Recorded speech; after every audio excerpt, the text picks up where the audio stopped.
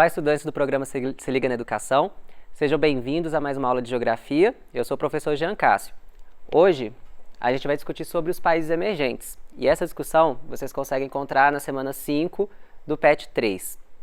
Bom, e a nossa proposta hoje é compreender a organização do capital no espaço da produção global e analisar a atual posição dos BRICS. Os BRICS são um conjunto de países, são 5 países, tem aqui a bandeirinha dos 5, Brasil, Rússia, Índia, China e África do Sul. Não sei se essa é um acrônimo, né, ou um conjunto de países que vocês já ouviram falar sobre eles, mas desde o início do século XXI, desde 2001, cada vez mais se fala sobre a posição desses 5 países em relação à economia global. A gente está muito acostumado quando a gente pega os livros de geografia ou quando a gente ouve falar na televisão, nos jornais sobre os países mais proeminentes do mundo, os países que se destacam mais em termos econômicos, culturais, aqueles que conseguem exportar suas tecnologias para outros países, aqueles que conseguem exportar sua cultura, aqueles que são os centros financeiros do mundo. E normalmente quando a gente fala desse grupo de países, a gente pensa nos Estados Unidos, com o Canadá, pensa nos países da União Europeia, no Reino Unido, muitas vezes no Japão, né, que são os países mais desenvolvidos, mais dinâmicos do ponto de vista econômico, social, cultural e etc.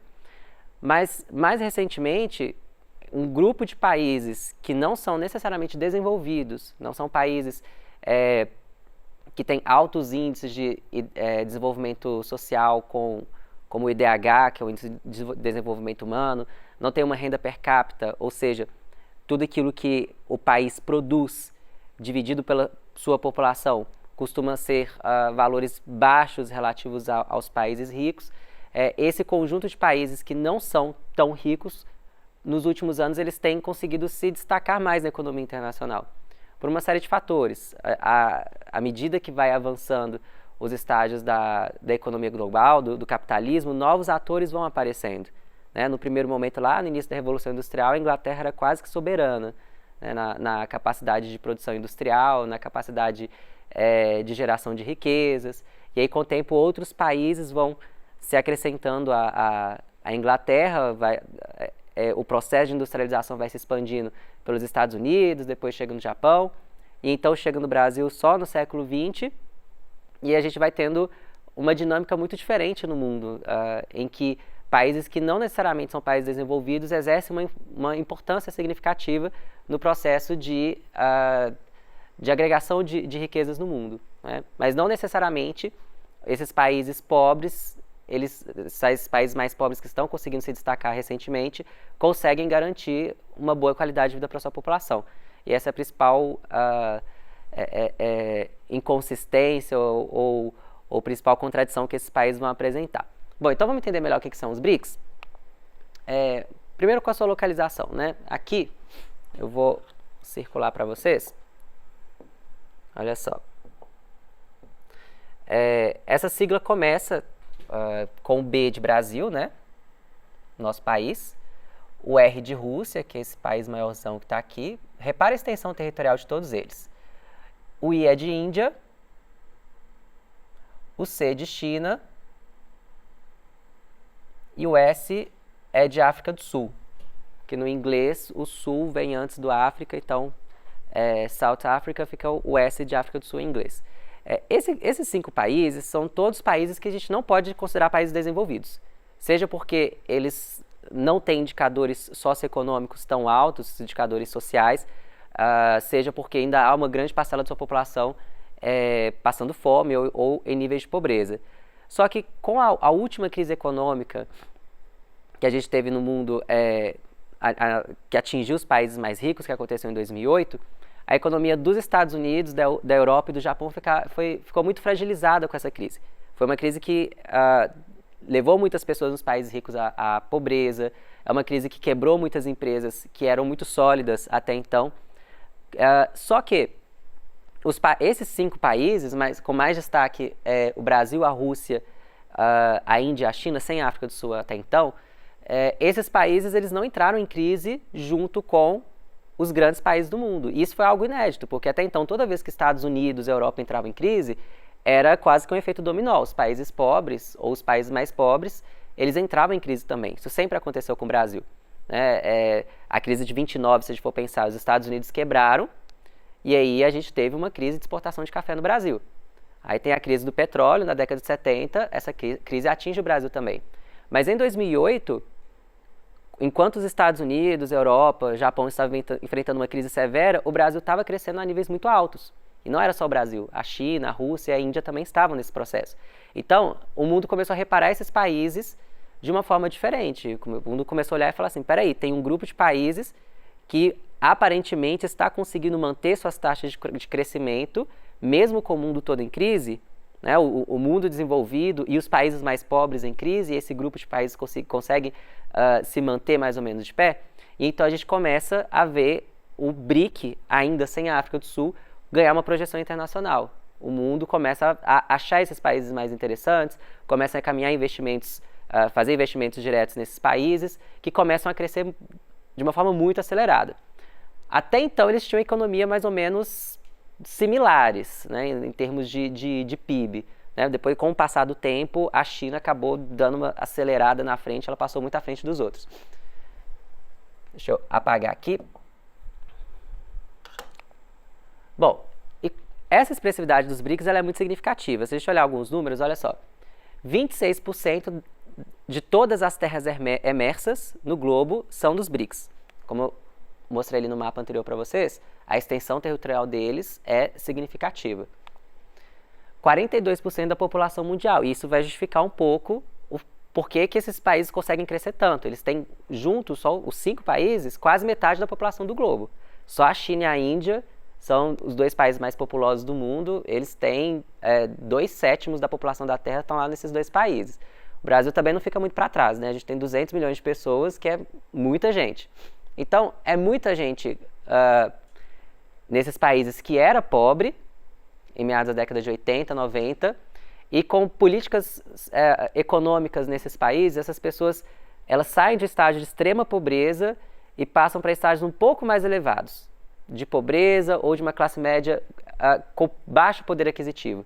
Esse pequeno salto que essas populações dão, no Brasil, na Rússia, na China, né, de deixar de ser pessoas extremamente pobres e ser pessoas com um pouquinho de poder aquisitivo, já é um movimento de milhões de pessoas conseguindo comprar mais roupas, às vezes conseguindo comprar alimentos que elas não compravam até então, às vezes deixando de comprar alimentos simplesmente plantar seus alimentos, começam a comprar em mercados.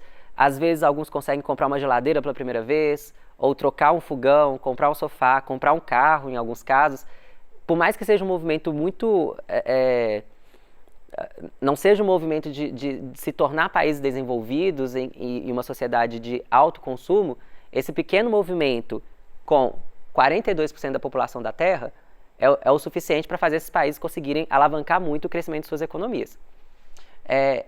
Atualmente eles têm 1/4 do PIB do planeta, ou seja, toda a economia, todo o dinheiro produzido no planeta, 1/4 está presente nesses 5 países.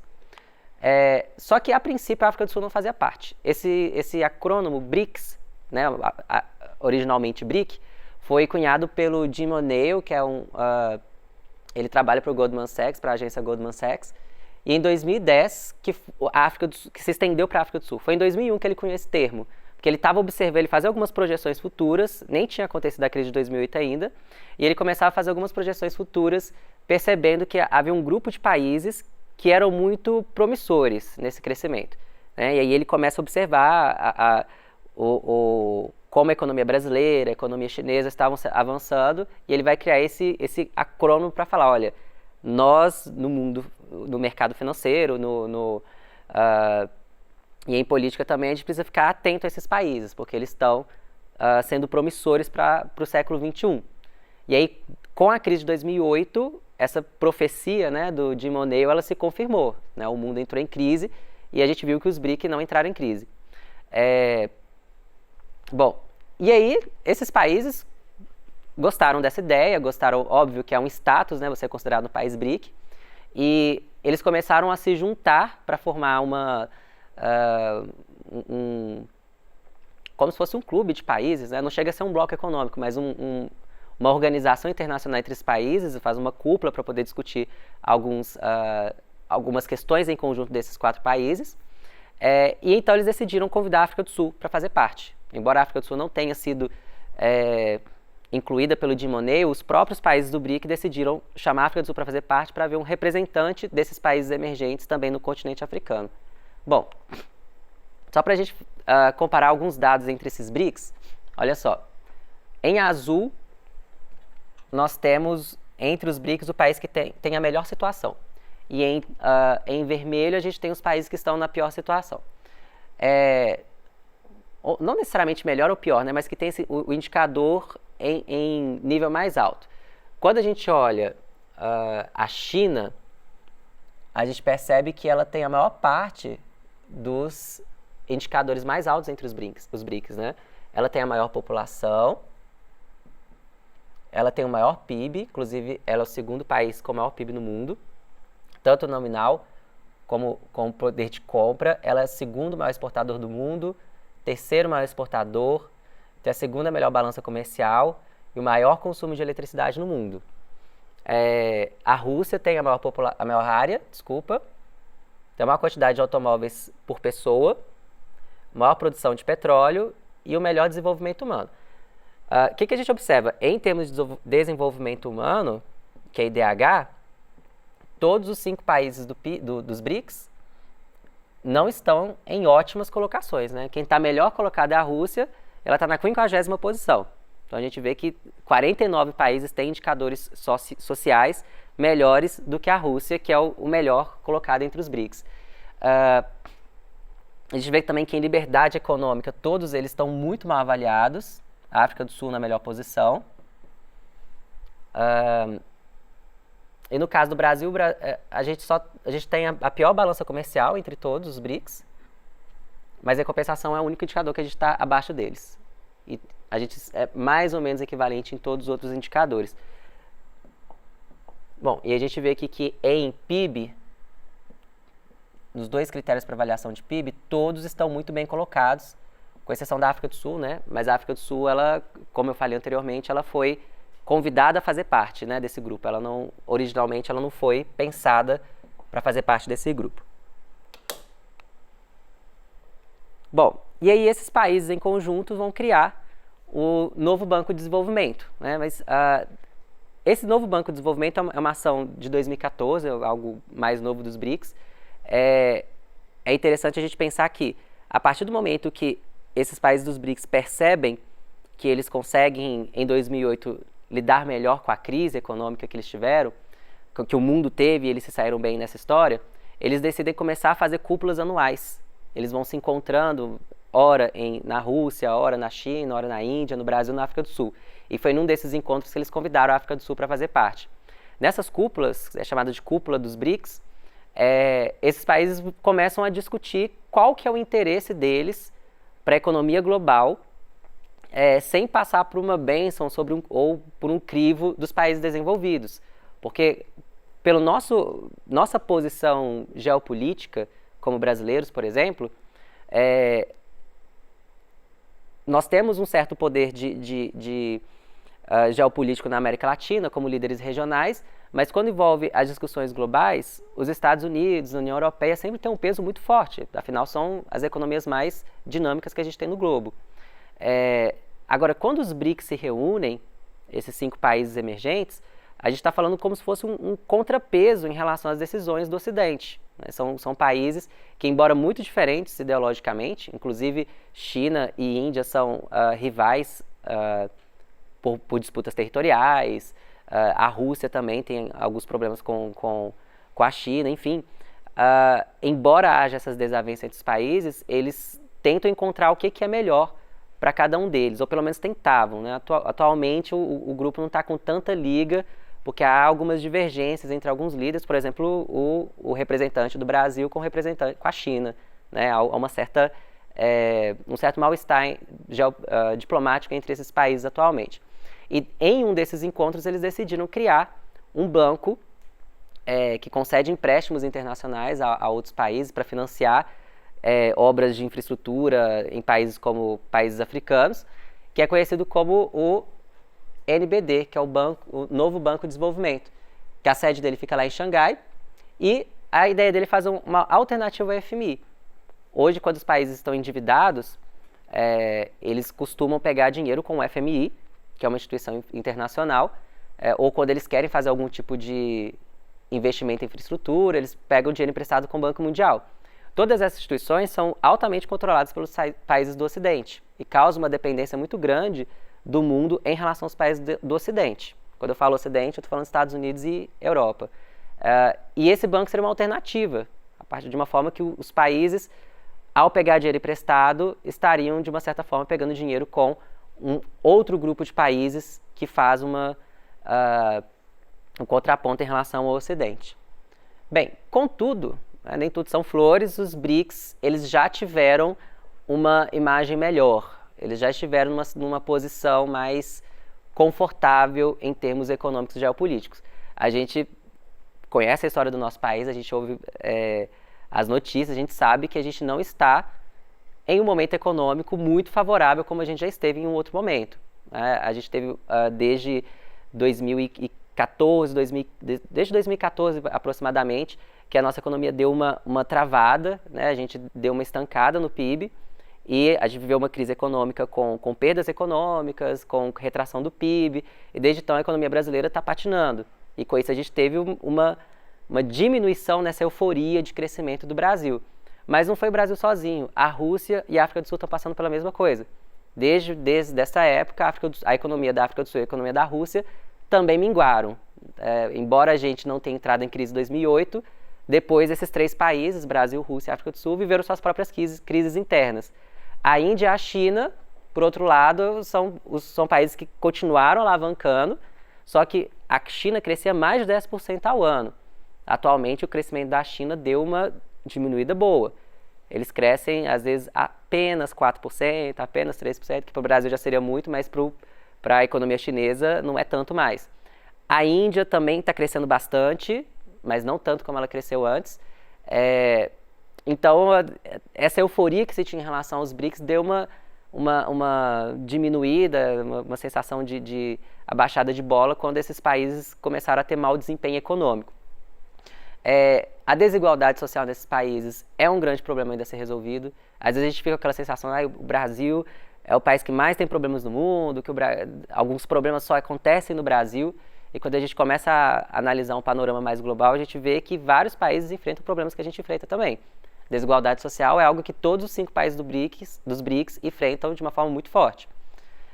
Corrupção. Todos os 5 países têm vários escândalos de corrupção. A democracia, em alguns deles, é um pouco frágil, né? Talvez a Índia tenha a democracia mais estável entre eles, mas há países que nem democracia são, como é o caso da China. Todos eles muito dependentes do petróleo, talvez o Brasil seja o menos. Há disputas territoriais, até entre os próprios países dessa cooperação, no caso da Índia e a China. A Rússia também tem disputas territoriais. E também o protecionismo econômico, né? A dificuldade que é de fazer negócios dentro desses 5 países. Então, todos esses desafios fazem os BRICS, às vezes, floparem e a gente fica com aquela sensação de que o grupo não vai para frente.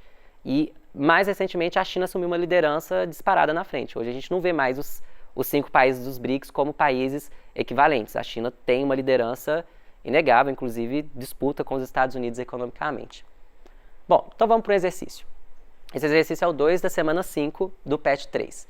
As ideias dos BRICS foi formulada pelo economista-chefe da Goldman Sachs, Jim O'Neill, em estudo de 2001, intitulado Construindo uma Economia Global Melhor. Fixou-se como categoria da análise nos meios econômico-financeiros, empresariais, acadêmicos e de comunicação. Em 2006, o conceito deu origem a um agrupamento, propriamente dito, incorporando a política externa de Brasil, Rússia, Índia e China. Em 2011, por ocasião da terceira cúpula, a África do Sul passou a fazer parte do agrupamento que adotou a sigla BRICS. Bom, sobre os BRICS, assinale o que for correto. Corresponde a um bloco econômico em processo de formação, é um agrupamento informal de cunho diplomático, é um organismo internacional paralelo à ONU, representa todas as nações emergentes do planeta sob a liderança de 5 países. gente vê que a resposta correta é que é um agrupamento informal de cunho diplomático. Bom, então nessa aula nós vimos que os BRICS são economias emergentes, as economias emergentes mais promissoras, que ainda há entraves que impedem o desenvolvimento dos países do BRICS e que a China se destaca entre os demais BRICS. Essas são as referências que foram utilizadas. Muito obrigado pela atenção de vocês e a gente se vê na próxima aula. Tchau, tchau!